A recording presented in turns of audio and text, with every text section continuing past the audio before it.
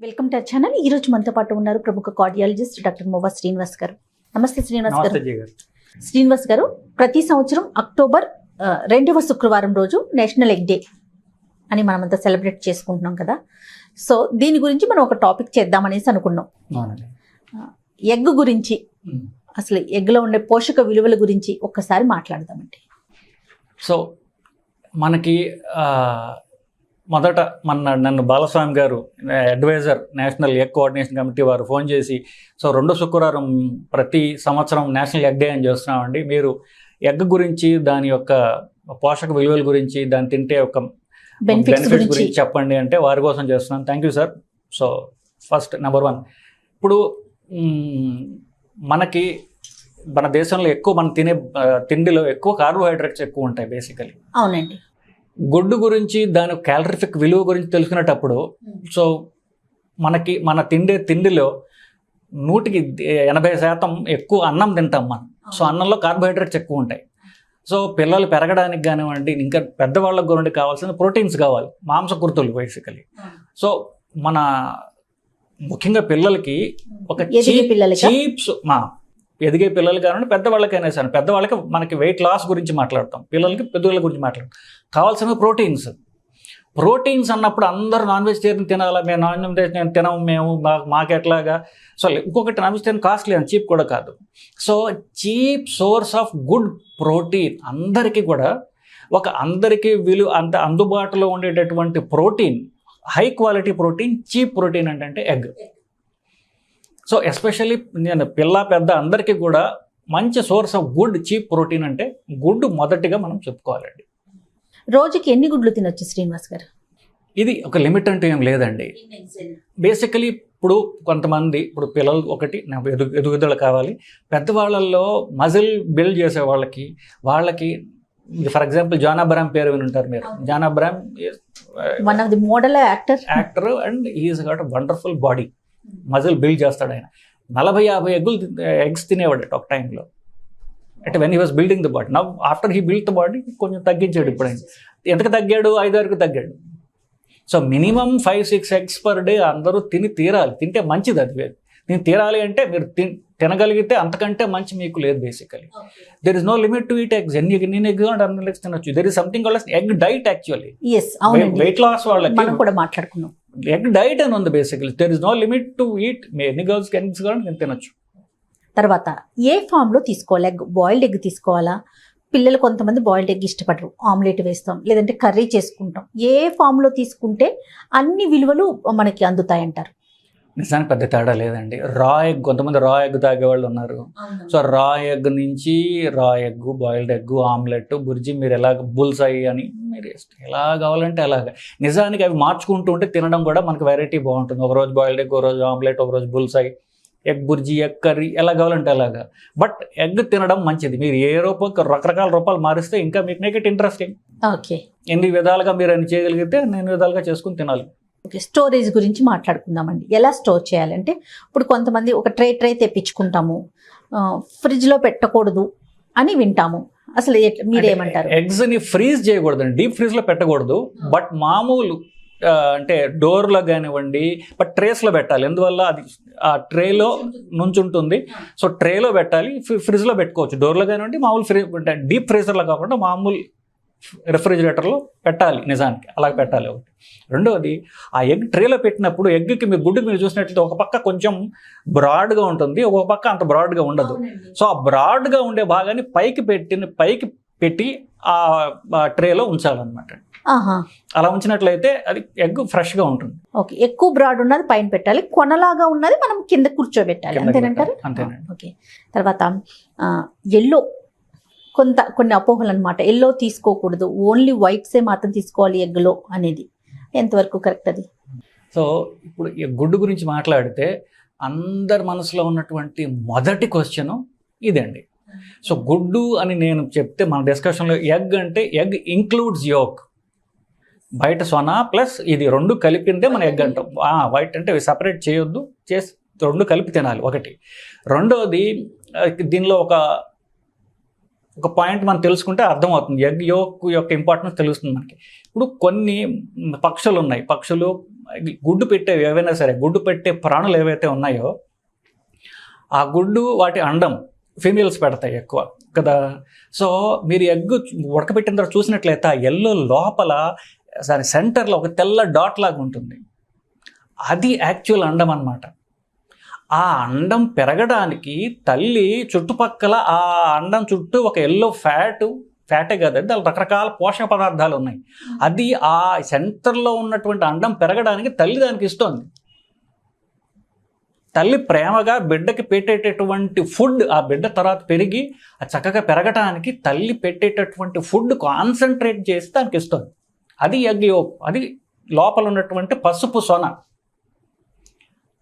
ఆ తల్లి ఆ బిడ్డకి మంచిదని ఇస్తోంది, అది మనకి హానికరం ఎలా అవుతుందండి? ఎంత బాగా చెప్పారు శ్రీనివాస్ గారు.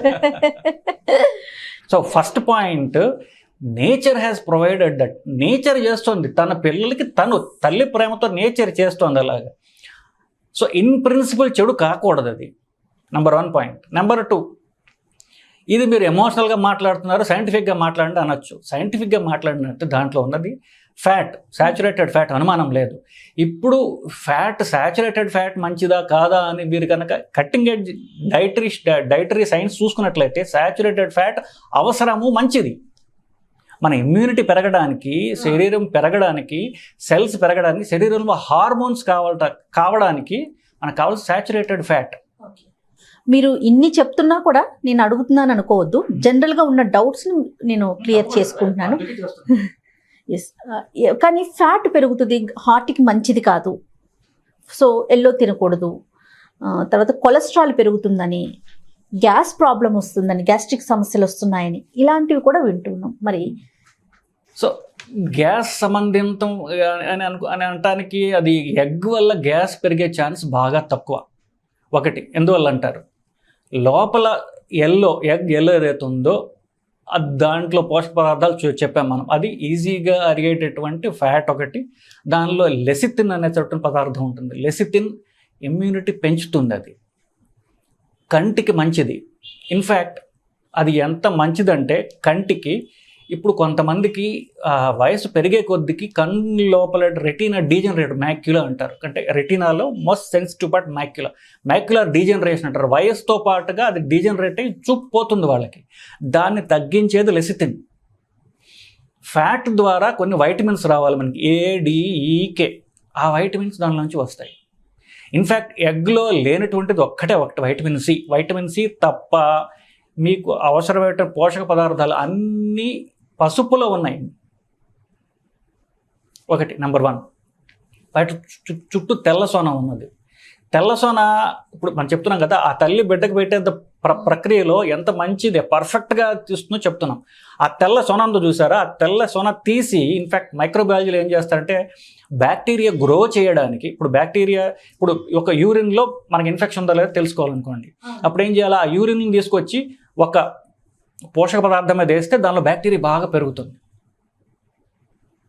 అప్పుడు ఈ బ్యాక్టీరియా ఆ యూరిన్లో ఉంది కాబట్టి ఈ బ్యాక్టీరియాని మనం ఈ మందులతో చంపొచ్చు, ఆ మందులు పేషెంట్కి ఇస్తాం. అవునండి. ఆ ఏ పోషక పదార్థాల్లో బ్యాక్టీరియా పెరుగుతుందో తెలుసా? గుడ్డులో తెల్ల సోన. సో అది అంటే బ్యాక్టీరియానే పెంచుతోంది. అంటే మన శరీరం తిన్న మన బ్యాక్టీరియా పెంచుతుందని కాదు, గ్రోత్కి అంత ఉపయోగపడుతుంది. అది గ్రోత్ని అన్ని రెట్లు పెంచుతుంది. అది చెడు బ్యాక్టీరియా వేస్తే చెడు పెరుగుతుంది. మన పొట్టలో వేసుకుంటాం, మన శరీరం యొక్క కణాలు పెరగడానికి ఉపయోగపడుతుంది. అది ఎక్కడ ఏం వేస్తే అది పెరుగుతుంది. మన శరీరంలో వేస్తే మన శరీర కణాలు పెరుగుతాయి. దాంట్లో ఆ సొనలో బ్యాక్టీరియా వేస్తే అది పెరుగుతుంది. అగార్ ప్లేట్స్ అంటారు మైక్రోబయాలజీలో. అగార్ ప్లేట్స్కి వాడేది తెల్ల సొన. సో తెల్ల సొన ఎట్లాగో మంచిది, అనుమానం లేదు. అది అన్నిటికంటే ఈజీగా డైజెస్ట్ అయ్యేటటువంటి ఆల్బుమిన్ అనేటటువంటి protein. So nature's best creation is egg అనమాట. సో ఆ ఈజీగా డైజెస్ట్ అయ్యేటటువంటి, ఆ బిడ్డకు కావాల్సిన ఈజీగా డైజెస్ట్ అయ్యే అతి చిన్న ఈజీగా డైజెస్ట్ అయ్యే ప్రోటీన్ ఆల్బుమిన్ పెట్టింది అక్కడ. దానివల్ల గ్యాస్ రావడం అనేది అరుదు. యూజువల్గా గ్యాస్ ప్రాబ్లం అనేది రావడం అరుదు. బట్ మిగతా కణాల్లో గ్యాస్ రావచ్చు, దీనికి you don't blame egg for that. Number 1. ఈ కొలెస్ట్రాల్ వల్ల హార్ట్ అటాక్స్ రావడం అనుకోవడం అపోహ. నెంబర్ 1. ఎందుకు హార్ట్ అటాక్స్ రావడానికి బ్యాడ్ కొలెస్ట్రాల్ ఎల్డిఎల్ అనేటువంటి పెరుగుతుంది అనుకుంటున్నాం. ఎల్డిఎల్ వచ్చేది ట్రైగ్లిజరైడ్స్ నుంచి, ట్రైగ్లిజరైడ్స్ వచ్చేది ఎక్కువ కార్బోహైడ్రేట్స్ నుంచి.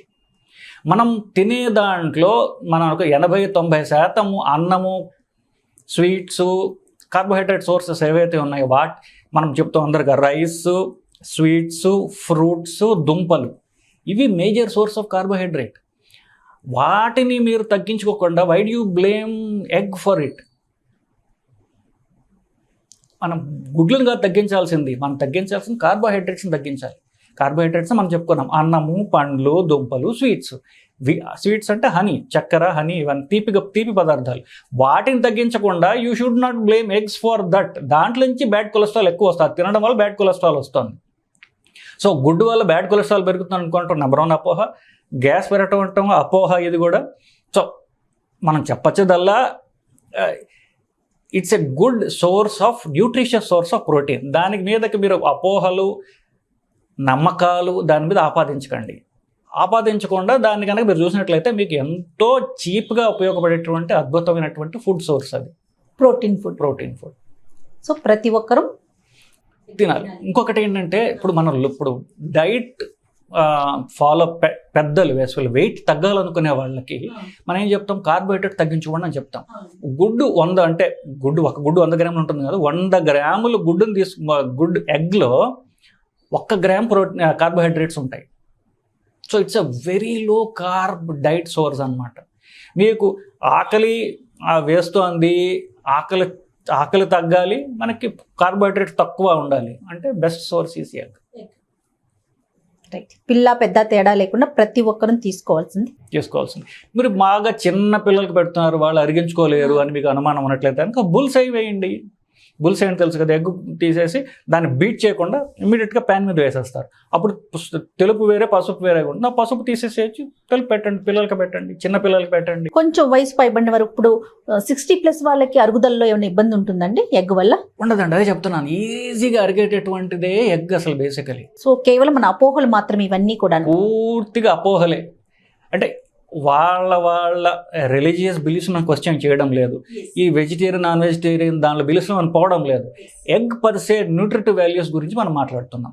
మీ రిలీజియస్ బిలీఫ్స్ వల్ల మీరు తినకపోతే ఆఫ్ కోర్స్ మనం దాన్ని క్వశ్చన్ చేయట్లేదు. మీకు ఆల్టర్నేట్ సోర్సెస్ ఆఫ్ ప్రోటీన్ ఉన్నాయి, వెజిటేరియన్ సోర్సెస్ ఆఫ్ ప్రోటీన్ ఉన్నాయి, మీరు దాన్ని తినచ్చు, ప్రాబ్లం లేదు. బట్ మనం ఎగ్ యొక్క ఇంపార్టెన్స్ గురించి మనం చెప్పుకొస్తున్నాం. ఎవరికి ఎక్కువ ముఖ్యం అని కూడా మనం చెప్పాం. బేసికలీ ఇమ్యూనిటీ కావాల్సిన వాడు ప్రెగ్నెంట్ లేడీస్, చిన్నపిల్లలు, especially more than 65 where they need strong immunity, తక్కువ మోతాదులో కాన్సన్ట్రేటెడ్ ప్రోటీన్ వాళ్ళకి ఇవ్వాలి, ఒక మందులాగా, క్యాప్సూల్ లాగా. సో ఇప్పుడు మనం అనుకున్నటువంటి ప్రెగ్నెంట్ లేడీస్, పిల్లలు, పెద్దవాళ్ళు, అంటే వయసు పైబడిన వాళ్ళు, వీళ్ళకి ఇవ్వాలి ఎగ్. బేసికలీ వాళ్ళకి ఇవ్వడం ద్వారా వాళ్ళకి you are giving very good nutritious source. Thank you so much Srinivas గారు. నమస్తే.